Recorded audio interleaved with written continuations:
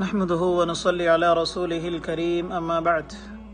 اعوذ بالله من الشيطان الرجيم بسم الله الرحمن الرحيم انا ارسلنا نوحا الى قومه ان انذر قومك من قبل ان ياتيهم عذاب اليم۔ آج آپ کے سامنے حضرت نوح علیہ السلام سے متعلق کچھ معلومات لے کر کے حاضر ہوئے ہیں۔ حضرت نوح علیہ السلام لامک بن متوشالخ بن خنوخ کے فرزند تھے، جبکہ تاریخ میں عموماً ادریس بن یرد بن مہلائین بن قینین بن انوش بن ابن شیث بن ابو البشر حضرت آدم علیہ السلام کے نام سے مشہور ہیں۔ جیسا کہ ابن جریر نے بیان کیا کہ حضرت نوح علیہ السلام کی ولادت حضرت آدم کی وفات کے 126 سال بعد ہوئی تھی، لیکن قدیم اہل کتاب کے مطابق وہ حضرت آدم علیہ السلام کے وفات کے 146 سال بعد پیدا ہوئے تھے۔ تاہم حافظ ابو حاتم ابن حبان نے اپنی تاریخ صحیح میں حضرت آدم علیہ السلام کی وفات اور حضرت نوح علیہ السلام کی ولادت میں درمیانی فصل کے بارے میں محمد بن یوسف وغیرہ کے حوالے سے لکھا ہے کہ ایک شخص حضرت نبی کریم علیہ السلام کے سامنے آ کر کے دریافت کیا کہ حضرت آدم اور حضرت نوح علیہ السلام دونوں نبی تھے، تو آپ نے اس بات کے اندر سر ہلا دیا۔ تو اس شخص نے حضرت آدم کی وفات اور حضرت نوح علیہ السلام کی پیدائش کے درمیانی وقفے کے بارے میں سوال کیا، تو آپ علیہ السلام نے 10 قرون ارشاد فرمایا۔ صحیح مسلم میں یہ حدیث صحیح مسلم نے پیش کی ہے، لیکن اس کا استخراج نہیں کیا گیا ہے۔ حضرت امام بخاری نے ابن عباس کے حوالے سے یہی حدیث نقل کی ہے، اور اس میں بیان کیا گیا کہ 1 قرون سے یہاں مراد 100 سال ہیں۔ اسی طرح وفات حضرت آدم علیہ السلام اور ولادت حضرت ادریس علیہ السلام کا درمیانی فاصل بھی 1000 سال قرار پاتا ہے۔ نیز یہ کہ اس دوران حضرت آدم کی جملہ اولاد کا مذہب اسلام تھا، اور البتہ حضرت ابن عباس رضی اللہ عنہ کے حوالے سے امام بخاری نے جو روایت بیان کیا اس پر تمام اہل اسلام متفق ہیں۔ اس سے جو بات متبادر اور ظاہر ہوتی ہے وہ یہ ہے کہ حضرت ادریس علیہ السلام کی اولاد کا مذہب اسلام نہیں تھا۔ اسی طرح کچھ مورخین اور اہل کتاب کی اس بارے میں جو روایت صحیح قرار پاتی ہیں، یعنی حضرت ادریس کے بعد حضرت آدم علیہ السلام کی اولاد اسلام پر قائم نہیں رہی۔ تاہم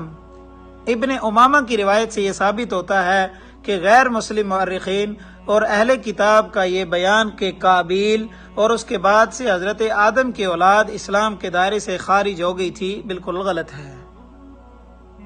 اگر قرون سے مراد آدم علیہ السلام کا ایک زمانہ یا ان کی نسل لیا جائے، جیسا کہ اللہ تعالیٰ کا ارشاد ہے کہ ہم نے نوح کے بعد کئی قرونوں کے لوگوں کو بلا کر کہا،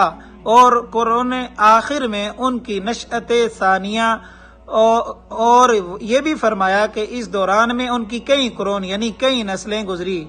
اور یہ بھی کہ اس سے قبل ان کی کئی نسلیں گزر چکی تھی۔ اس کے علاوہ نبی کریم علیہ السلام کی حدیث مبارکہ کو کہ میرا زمانہ خیر القرون ہے، خیر القرون قرنی ثم الذین یلونہم ثم الذین یلونہم پیش نظر رکھا جائے تو اس سے ظاہر ہوتا ہے کہ حضرت نوح علیہ السلام سے پہلے بنی آدم کی کئی نسلیں دنیا میں رہ چکی تھی۔ اس طرح حضرت ادریس علیہ السلام سے حضرت نوح علیہ السلام تک ہزاروں سال ہو جاتے ہیں۔ یہی بات اللہ تعالیٰ نے قرآن کریم کے اندر بھی ارشاد فرمائی ہے۔ اس دوران کئی قرون یعنی کئی نسلیں رہ چکی تھی۔ واللہ اعلم بالصواب۔ بہرکیف نبی حضرت نوح علیہ السلام تھے، وہی تھے جنہوں نے اللہ تبارک و تعالیٰ نے اس وقت نبوت عطا فرمائی جب اس زمانے کے لوگوں نے اصنام پرستی، بت پرستی اور گمراہی کے اندر مبتلا ہو گئے تھے، اور اللہ تعالیٰ نے کے پیغمبر تھے حضرت نوح علیہ السلام اللہ تعالیٰ کے پہلے پیغمبر تھے۔ جنہیں اس نے زمین پر نبوت کے عہدہ جلیلہ سے سرفراز فرمایا. جیسے کہ اہل مورخین کا موقف ہے کہ حضرت نوح علیہ الصلوۃ والسلام کی قوم کا نام ابن جبیر وغیرہ نے بیان کیا ہے بنو راسب تھا، وہ اسی نام سے مشہور تھے. البتہ اس روایت میں اختلاف پایا جاتا ہے کہ حضرت نوح علیہ الصلوۃ والسلام کو 50 سال کی عمر میں نبوت عطا فرمائی گئی تھی، اور یہ بھی کہا جاتا ہے کہ وہ اس وقت 350 سال کی عمر کو پہنچ چکے تھے، اور بعض راویوں نے تو یہاں تک کہا ہے کہ اس وقت ان کی عمر 480 سال ہو چکی تھی. یہ روایت ابن جبیر وغیرہ کی ہیں، اور حوالہ بحوالہ یہ روایت ابن عباس تک پہنچتی ہے. اللہ تعالیٰ نے حضرت نوح علیہ الصلوۃ والسلام کا قصہ اور ان کی قوم میں جن لوگوں نے ان کی ہدایت پر عمل کرنے سے انکار کیا بلکہ انہیں کاذب ٹھہرایا، انہیں جھوٹا کہا، انہیں گمراہ کہا، ان سے معجزات طلب کیے اور تاخیر اسی کفر و ضلالت میں مبتلا رہے تاکہ ان پر طوفان عظیم کی صورت میں اللہ تبارک و تعالی کی طرف سے عذاب نازل ہوا. اور وہ لوگ جنہوں نے حضرت نوح علیہ الصلوۃ والسلام کا کہا مانا، آپ کی نبوت کا اقرار کیا، اللہ تبارک و تعالیٰ کو وحدہ لا شریک تسلیم کیا، تو اللہ تبارک و تعالیٰ نے اس طوفان عظیم اور دردناک عذاب سے بچا لیا جو قوم نوح کے اوپر نازل ہوا تھا. اور اس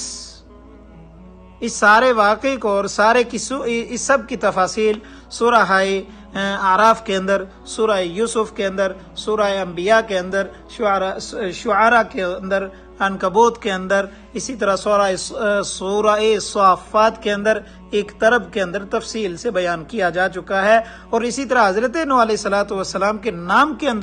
کے اوپر بھی اللہ تبارک و تعالی نے ایک سورت پوری کی پوری نازل فرمائی ہے جس کو سورہ نوح کہا جاتا ہے. اس کے علاوہ اللہ تعالی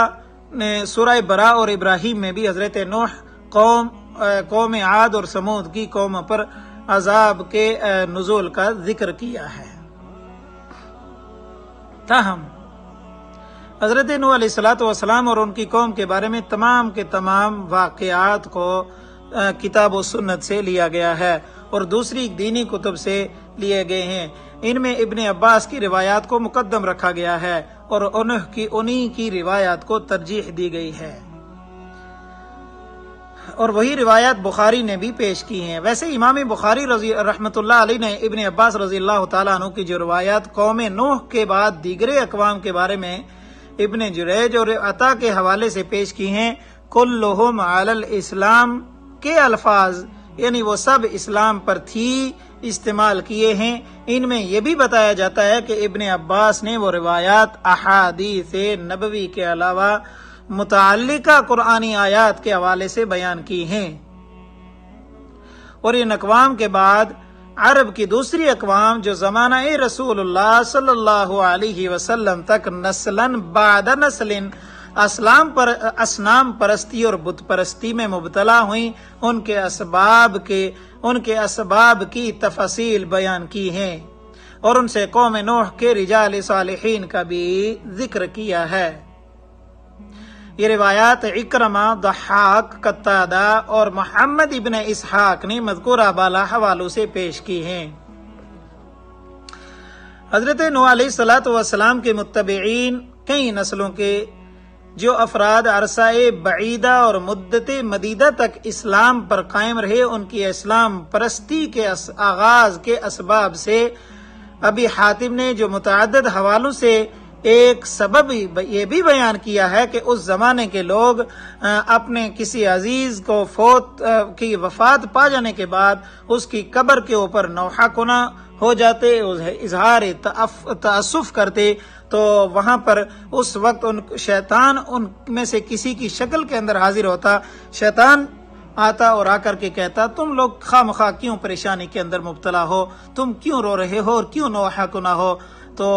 یہ جو تمہارا عزیز دنیا سے جا چکا ہے، میں اسے زندہ کرنے کی اور تمہارے سامنے حاضر کرنے کی سکت اور طاقت رکھتا ہوں. جبکہ یہ شیطانی وسوسہ تھا. تو اس کے بعد وہ لوگ کہتے ہیں کہ جب تو یہ طاقت رکھتا ہے تو ایسا کر ان کے اسے زندہ کر دے. تو وہ ایسا کرتا کہ وہ اسی بندے کی شکل کے اندر آ کر کے ان کے سامنے حاضر ہو جاتا اور وہ کہتا کہ دیکھو بھائی میں نے تو زندہ کر دیا ہے. اس کے بعد اگر وہ کہتا کہ اگر تمہیں کچھ یقین نہیں ہے تو میں تمہارے ان عزیزوں کو بھی زندہ کر سکتا ہوں جو بہت سال پہلے دنیا سے جا چکے ہیں. لیکن وہ ایسا ہی کرتا ہے اور اسے دوبارہ جو ہے اس کے بعد جو اور دنیا اس کے جو اعزاء اور اقربا کچھ پہلے جا چکے تھے ان کی شکلوں کے اندر بھی سامنے آ جاتا ہے. اس کے بعد کہتا ہے میں اور بھی زندہ کر سکتا ہوں, دوسروں کی شکلوں کے اندر بھی ان کے سامنے آ جاتا ہے. اس طرح جو ہے وہ لوگ جو ان کا جو ہے ایمان خراب ہو گیا, ان کا عقیدہ خراب ہو گیا اور شیطان نے بالآخر یہ کیا کہ ان لوگوں کو اللہ تبارک و تعالیٰ کی پرستش سے ہٹا کر, اللہ تبارک و تعالیٰ کی عبادت سے ہٹا کر شیطان پرستی, بت پرستی کے اوپر جو ہے لا کر کے کھڑا کر دیا. یہ ہیں وہ حیل, یہ ہیں وہ اسباب جو اللہ تبارک و تعالیٰ سے بھٹک جانے کے بیان فرمائے گئے ہیں.